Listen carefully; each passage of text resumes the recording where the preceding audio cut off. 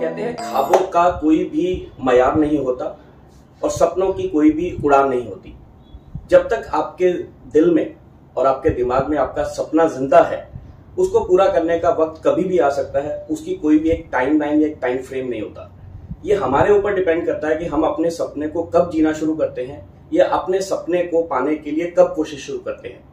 तो आज एक पर्सनैलिटी से हम आपको मिलवाएंगे जिनके दिमाग में कहीं ना कहीं एक, आप कह सकते हो बचपन का या अपने कॉलेज टाइम का एक दिमाग में सपना था कि मेरे को एक ब्यूटी पेजेंट जीतना है।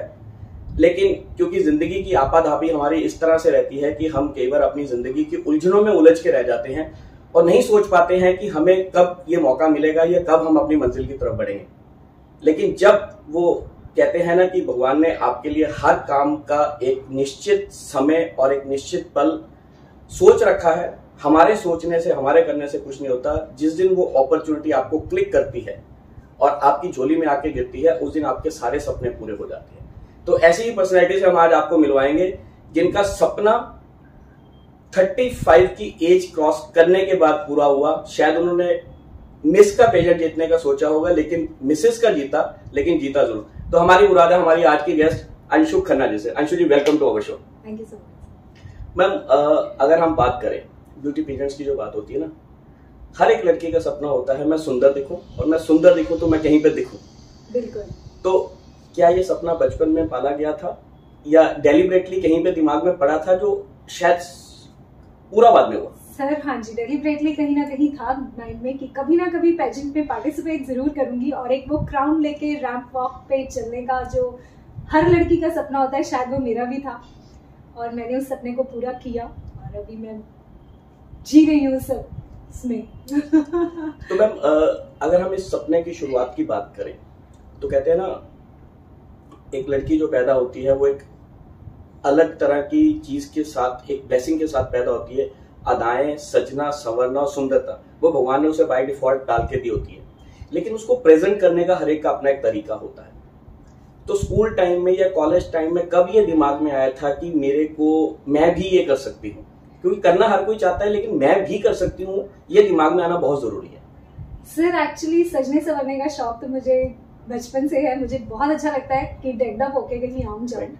बाकी कॉलेज में मैंने जब हमारी फेयरवेल होती है तब पार्टिसिपेट किया था। तो मैं अपने कॉलेज में मिस देव समाज क्राउन की गई थी, तो वहां से कहीं ना कहीं था कि एक बार जरूर पार्टिसिपेट करना है।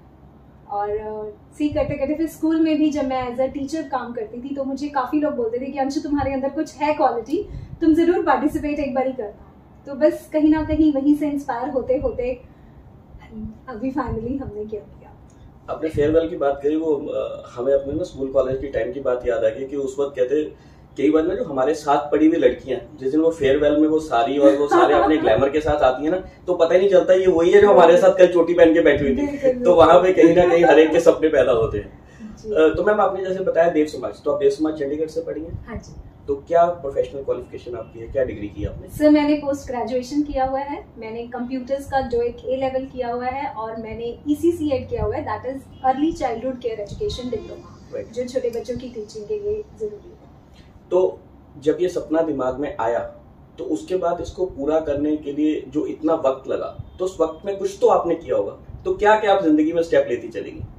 सर एक्चुअली स्टेप्स में मैंने टीचिंग जॉब में रही, तो मैंने वहां पर अपनी हॉबीज को एंजॉय किया। मुझे पढ़ाना भी बहुत अच्छा लगता था बच्चों को, तो मैंने वो पैशन भी अपना पूरा एंजॉय किया। टीचिंग जॉब बहुत ज्यादा एंजॉय करी, बिकॉज छोटे बच्चों को पढ़ाती थी तो उनके साथ सारा टाइम डांस करना, गाने गाना, है ना, राइम्स और सब, तो वो भी पूरी तरह एंजॉय किया। और अब ये पैजेंट एंजॉय किया।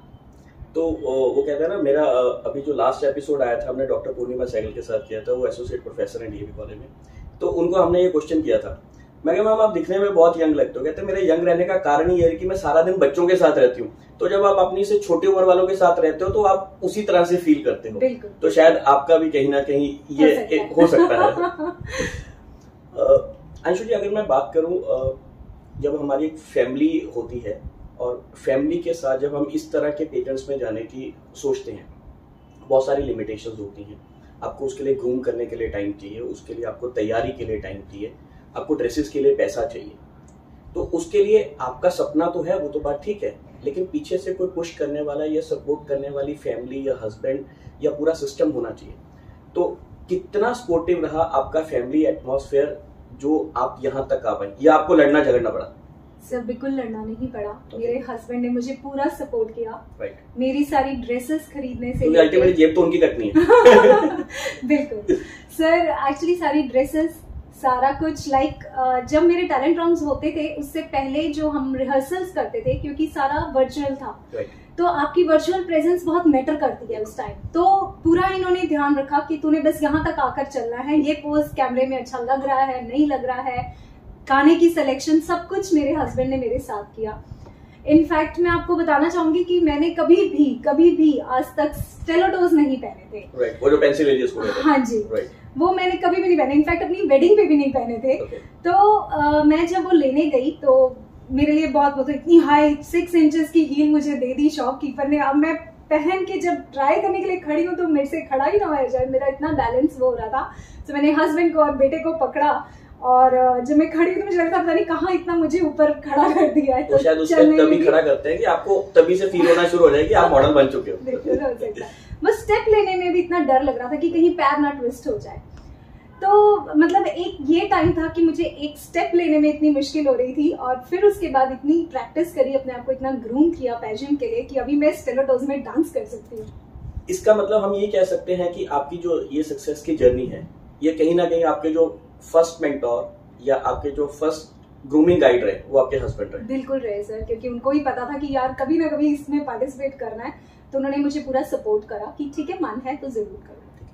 मैम अगर हम इस अपॉर्चुनिटी की बात करें जो फॉरएवर इंडिया का जो आपने पेजेंट जीता, कैसे अपॉर्चुनिटी क्लिक हुई आपको? किसी ने आपको न्यूज़पेपर कटिंग दिया, किसी ने कोई सोशल मीडिया हैंडल से बताया, या लोगों ने आपको अप्रोच किया? आप पहुंची कैसे यहाँ तक? सर सोशल मीडिया अप्रोच ही रही मेरी। इंस्टाग्राम पे मैंने इनका ऐड देखा था, सो मैंने उनका सारा क्राइटेरिया वगैरह पढ़ा, मैंने कॉल करके बात करी, तो उन्होंने जो पूरा सारा बताया सिस्टम उनका क्या है, कैसे कैसे रहेगा उनका प्रोसीजर, तो बहुत अच्छा लगा उनसे बात करके, बड़ी पॉजिटिविटी थी, तो इसलिए वो क्लिक कर गया और वहाँ पे पार्टिसिपेट कर लिया।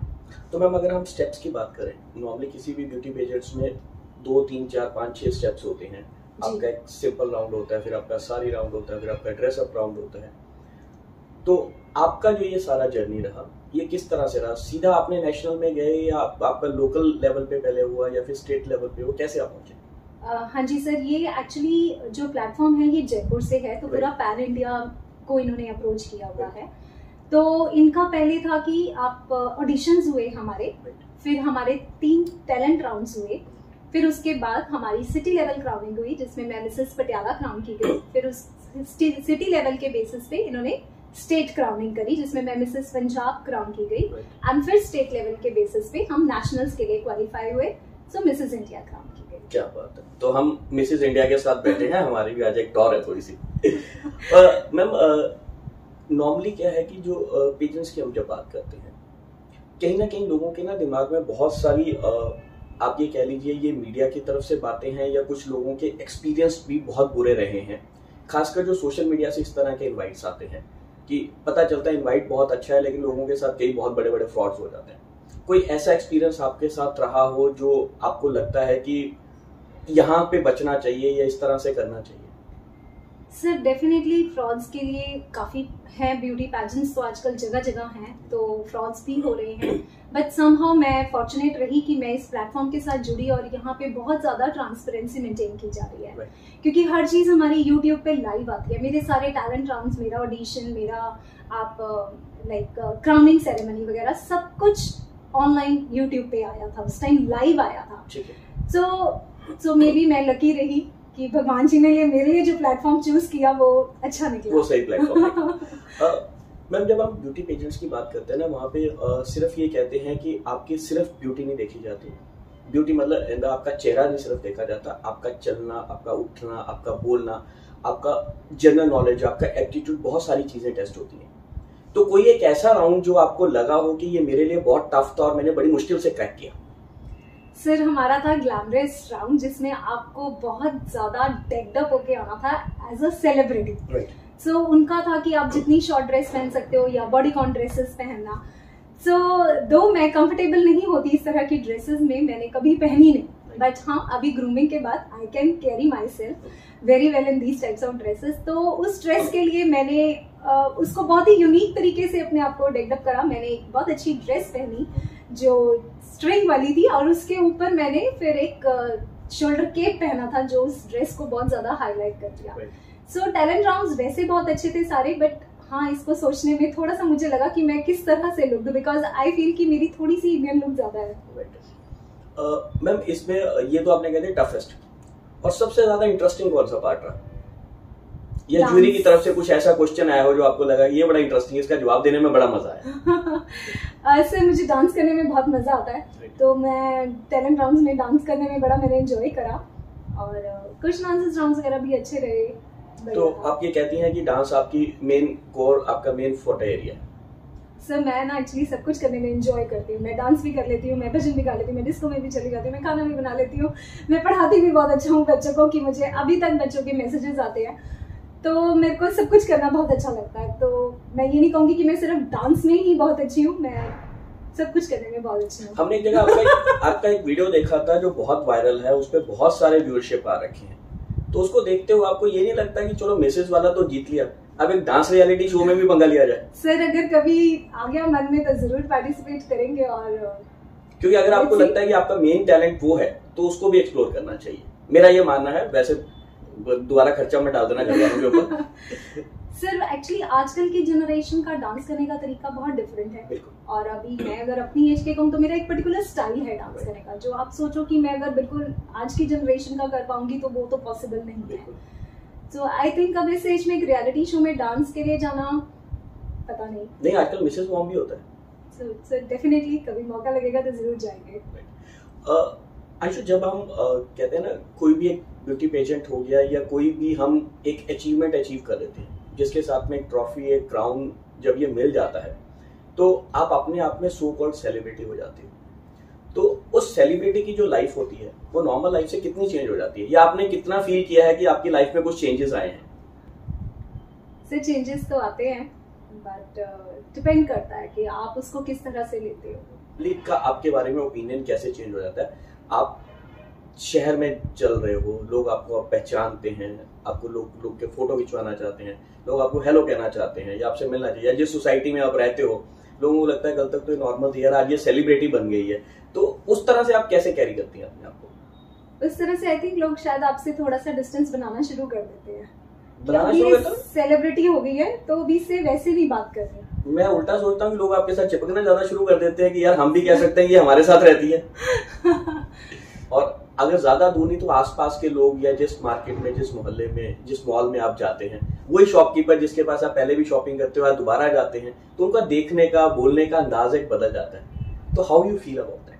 सो बहुत अच्छा लगता है, टॉप ऑफ द वर्ल्ड। अच्छा लगता है कि आपको लोग पहचानने लगे हैं, और लाइक यू नो उनके लिए एक इंस्पिरेशन हो जाती है कि अरे हम इसको जानते थे, ये तो अभी तक टीचर थी, सुबह सुबह तैयार होके जाना, और अभी एकदम सेलिब्रिटी बन गई है मिसेज। तो वो टिप्स लेते हैं, वो पूछते हैं कि इस एज में आके आपने कैसे सोचा, या आपने क्या क्या एफर्ट्स डाले।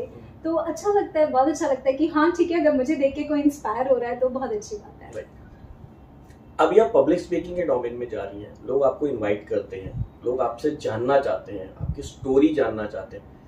कभी जब आपने ये पेजेंट के लिए पार्टिसिपेट किया, कभी सोचा था कि ये चीजें भी होंगी? नहीं, कभी नहीं सोचा था एक्चुअली, बट अभी जो हो रहा है वो बहुत अच्छा लगता है, एक डिफरेंट ही फील है, और डेफिनेटली लोग अप्रोच करते हैं और जाते हैं। मैम जो हम एक कहते हैं ना किसी भी एक ब्यूटी पेजेंट या किसी भी एक कॉन्टेस्ट में, चाहे आप डांस शो की बात कर लो, आप सिंगिंग कॉन्टेस्ट की बात कर लो, आप मॉडलिंग की बात कर लो, जब आप एक लेवल पे जाके एक अचीवमेंट अचीव कर लेते हो तो उससे रिलेटेड जो बाकी फील्ड्स होती हैं वो बाय प्रोडक्ट्स की तरह आपकी तरफ आती हैं। जैसे अगर आपने ब्यूटी पेजेंट जीता है तो आपको म्यूजिक वीडियोस वाले अप्रोच करेंगे, आपको टेलीफिल्म्स वाले अप्रोच करेंगे, आपको आजकल तो शॉर्ट मूवीज आती हैं, फिर OTT प्लेटफॉर्म्स हैं, तो अपने जितने दायरे के जहाँ तक लोगों की आप तक रीच पहुँचती है वो आपको अप्रोच करना शुरू कर देते हैं। तो ऐसा कोई अप्रोच, ऐसा कोई प्रोजेक्ट आने वाला हो, या किसी ने अप्रोच करा हो, या आपने करा हो, नहीं करा हो, एक अलग बात है, बट ऐसा कुछ अपॉर्चुनिटी आई हो? बिल्कुल, अप्रोच तो सर बहुत आती हैं, अपॉर्चुनिटीज आती हैं, बट समहाउ मुझे लगता है कि जो अपॉर्चुनिटीज आती हैं वो आजकल की यंग जनरेशन के हिसाब से ज्यादा है। लाइक अभी इस एज में मेरी एक फैमिली है, मेरा एक सोशल सर्कल है, मेरे बच्चे बड़े हैं, तो मैं उस तरह का रोल करूंगी जो मेरे पे अच्छा लगे, जो सबके लिए कंफर्टेबल हो। तो समहाउ कभी कभी प्लेजेंटली मना कर देते हैं, बट हाँ प्लानिंग चल रही है डेफिनेटली, बात कई काफी जगहों पे चल रही है। सो लेट्स सी कब कहाँ क्या सक्सेसफुल हो जाए।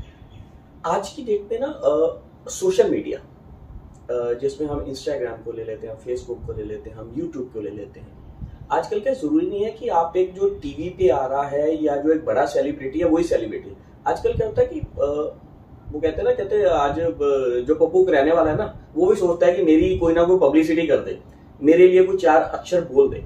तो लोकल एरिया में कभी आपने किसी ने कहा चलो बड़ा नहीं हो, या बड़े में बहुत सारी कॉम्प्लिकेशंस होती है, कभी किसी ने ऐसा कहा कि मैम आप हमारे लिए थोड़ा सा बोल दो कि आप हमारे पास आते हो, या आज के सलून वालों का बड़ा होता है, मैम आप हमारे लिए पब्लिसिटी कर दो कि आपका मेकअप हमने किया था, या ड्रेस वाला बोल दे मैम आप ये कहो कि आपकी ड्रेसेस हमने दी थी। कोई ऐसा एक्सपीरियंस भी हुआ है, ड्रेस के लिए भी हुआ है, सलून के लिए भी हुआ है। इनफैक्ट मैं स्कूल में भी गई थी बच्चों को मोटिवेट करने के लिए। तो चल रही हैं ये सब चीजें, होती रहती हैं। तो इसका मतलब है अब जो ओढ़ने वाले कपड़े हैं और जो ब्यूटी का खर्चा वो तो खत्म हो गया, फ्री महीने में सारा हो जाता होगा। ड्रेसेस का चल रहा है सर। हाँ जी बिल्कुल। तो मैम अब अगर हम आगे की प्लानिंग करें, अब जो जीतना था वो तो हमने जीत लिया, उसको कैरी कर रहे हैं, उसको जी रहे हैं, बट वो कहता है ना कि जब आपने एक अचीवमेंट ली है, उस अचीवमेंट के साथ में एक नेक्स्ट स्टेप आदमी सोचता है कि अब मेरे को अब इससे ऊपर जाना है, अब हम यहीं पे रुकेंगे या इसके ऊपर, अब हमारा क्या प्लान है? सर अब इसके साथ मैंने फॉरएवर स्टार इंडिया वालों के साथ ही जुड़ गई हूँ। मैं उनके साथ एज अ मेंटर, ट्रेनर और ग्रूमर के लिए काम कर रही हूँ। तो अभी ये चल रहा है, अभी फिर आगे देखते हैं। वही आगे अभी वही म्यूजिक वीडियोस वगैरह के लिए भी बात चल रही है, तो लेट्स सी कहाँ तक जाते हैं। तो मतलब अभी कोई वो रोकने वाली रफ्तार नहीं है कि सिर्फ ये नहीं है कि मैंने सोचा था जीतना और उसको घर में रख दिया, मतलब जीता है तो हम उसको पूरा एंजॉय करेंगे। तो मैम आपका जो एज ब्रैकेट है, उस एज ब्रैकेट ना वो कहते हैं ना एक द्वंद वाली एज होती है। बच्चे आपके बड़े हो रहे होते हैं और दुनिया आपको पीछे खींच रही होती है, और आपके सपने आपको लग रहा है कि बस अब नहीं पूरे हो तो अब फिर कभी नहीं पूरे होंगे। तो इस सारा जो ये द्वंद का युद्ध चल रहा है, उस युद्ध में आप अपने आप को कहाँ पे खड़ी पा रही हैं? टॉप पे, क्योंकि मैं सब कुछ मैनेज कर पाई। I was able to manage, है ना। मैंने अपनी फैमिली लाइफ भी पूरी एंजॉय करी, जब इन-लॉज थे साथ में तब उनका भी पूरा ध्यान रखा, अपनी जॉब भी एंजॉय करी, अपने बच्चों के साथ भी टाइम स्पेंड किया, फैमिली टाइम, हस्बैंड के साथ बहुत अच्छा एंजॉय किया, अपने सपनों को भी पूरा किया। तो मैं टॉप पे हूँ इस चीज में टॉप, लकी हूँ, फॉर्चुनेट हूँ, आप जो मर्जी कह लीजिए। राइट। मैम जो फॉरएवर इंडिया की आपने बात करी है, ये एक नया पेजेंट शो है जो चला रहा है, जो लोग आपने जैसे कहा कि प्लेटफॉर्म भी बड़ा इजी है। हाँ जी। जो नए बच्चे या आपकी एज के लोग जो आपको देख रहे हैं, जो सुन रहे हैं, आप उनको क्या टिप देना चाहेंगी कि किस तरह से इनको अप्रोच किया जाए, या किस तरह से अपने सपनों को उड़ान देने के लिए आदमी सोचे? क्योंकि जब कहते हैं ना आप एक चीज अचीव कर लेती हैं तो आप दूसरे के लिए एक रोल मॉडल बन जाती हैं, और आपकी कई भी बात शायद किसी की जिंदगी बदल सकती है। तो एक गोल्डन टिप जो आप देना चाहें। मैं अपनी एज ग्रुप के लोगों को तो यही कहना चाहूंगी कि अगर आप सपने देखते हैं तो उनको जरूर पूरा करने की कोशिश करें, और यंग जनरेशन के लिए यही टिप है कि आप अपने सपनों के पीछे जरूर भागें, तो देख के भागें कि बैरियर्स कहाँ तक हैं। मतलब आपको एक अच्छी अपॉर्चुनिटी के पीछे ही जाना है, बिकॉज लाइफ में बहुत कुछ होता है, तो वो देख के चलना है कि कहाँ ठीक है और कहाँ गलत है। मतलब किसी भी चीज को जो अपॉर्चुनिटी आई उसको एकदम ग्रैब नहीं करना, ग्रैब करो, उसके लिए रिसर्च करो, उसके लिए प्रॉपर करके। मैम ये तो हो गया आपका जो जर्नी था, ये आपने कर लिया, अचीव कर लिया। अब वो कहते हैं ना आदमी का एक कहीं कोई दबी हुई एक ख्वाहिश होती है या एक दबा हुआ सपना होता है। अभी भी कुछ ऐसा दबा हुआ पड़ा है? अब सपने सारे पूरे हो गए। हाँ जी, बाकी सपनों का क्या है, जब दिल करेगा तो देखने शुरू कर देंगे। अभी अब वो सपना जग जाए और हम उसको पूरा करने के लिए पीछे लग जाएं। तो मतलब ये है कि अगली बार हम मिलेंगे तो शायद एक डांस रियलिटी शो की विनर को मिल सकते हैं, आज हम एक ब्यूटी पेजेंट को मिल रहे हैं। देखो ताज आपने जीता है, जो ट्रॉफी जीती है उसके दर्शन तो कराएं। हाँ जी जरूर, बिल्कुल आइए प्लीज। तो ये सारी मेरी अचीवमेंट्स हैं, ये Mrs India, Mrs Patiala, Mrs Punjab की ट्रॉफीज एंड ये मेरे सारे क्राउन्स हैं। तो एक्चुअली बहुत मजा आया आपके साथ बातें करके, और जिस जिंदा दिली से, जिस खुश दिली से आपने बातें की, एक्चुअल में इंसान को होना ऐसा चाहिए। वो कहते हैं ना, किसी भी सपने को पूरा करने की कोई उम्र नहीं होती। जैसे KFC का एग्जांपल बहुत बार दिया जाता है कि कर्नल सैंडर्स शायद 67 की एज में जाके उनको कामयाबी मिली, उससे पहले वो शायद हजारों बार फेल हुए, लेकिन जिस दिन मिली तो आज एक बड़ा ब्रांड बन गया। तो दोस्तों, यही हम कहना चाहेंगे कि आपके सपनों में अगर जान है और अगर आप उनको उड़ान देना चाहते हैं और एक सही दिशा आपको मिलती है, तो उसके लिए कोई भी समय निश्चित नहीं है। अपने सपने को कभी भी मरने मत दीजिए, उसको जिंदा रखिए। कोई नहीं जानता कब आपका सपना पूरा हो जाए। लाइव एग्जांपल हमारे सामने है। अंशु जी ने अपना सपना पूरा किया, जो शायद कॉलेज टाइम में देखा था, वो बच्चों को सेटल करने के बाद पूरा किया। तो इस तरह से आप भी अपने सपने पूरे कर सकते हैं। अंशु जी, बहुत मजा आया आपसे बात करके। मिलते हैं अगली बार, देखते हैं अब शायद आप रियलिटी शो डांस विनर बने, तो उसके बाद हम आपको मिलेंगे। नमस्कार।